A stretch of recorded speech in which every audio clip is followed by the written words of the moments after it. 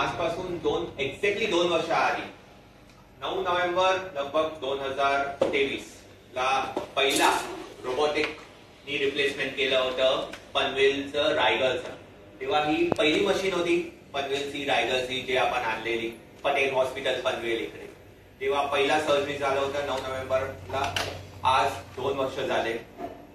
खूप लोकांना याचा अनुभव घेतलाय. आज 2 वर्षांनी आज 500 सर्जरी संपले आणि हे जे 500 सर्जरी संपले रोबोटिक नी रिप्लेसमेंटचे, हे दिस इज द फर्स्ट टाइम महाराष्ट्रामध्ये पहिला हॉस्पिटल आहे ज्यांनी हे 500 सर्जरी संपवले आणि 500 लोक प्रसन्न झाले आणि याचा चांगला अनुभव घेतलाय. रोबोटिक नी रिप्लेसमेंट सर्जरी हे खूप कॉमन झाली आहे आता. खूप लोकांना याचं गरज लागते. खूप लोकांना गुडघ्याचा त्रास असतो, गुडघ्याला झीज लागते.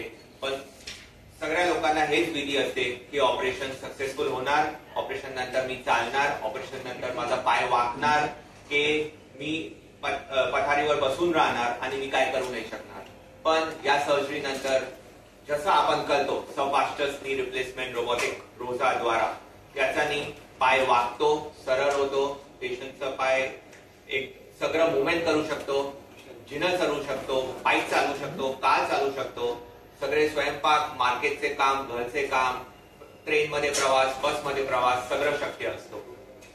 या ऑपरेशन मध्ये जेव्हा पेशंट ऍडमिट होतो त्याचा ऑपरेशनच्या दिवशीच आपण पेशंटला चालवायचा प्रयत्न करतो आणि दुसरा किंवा तिसऱ्या दिवशी पेशंट घरी जातो.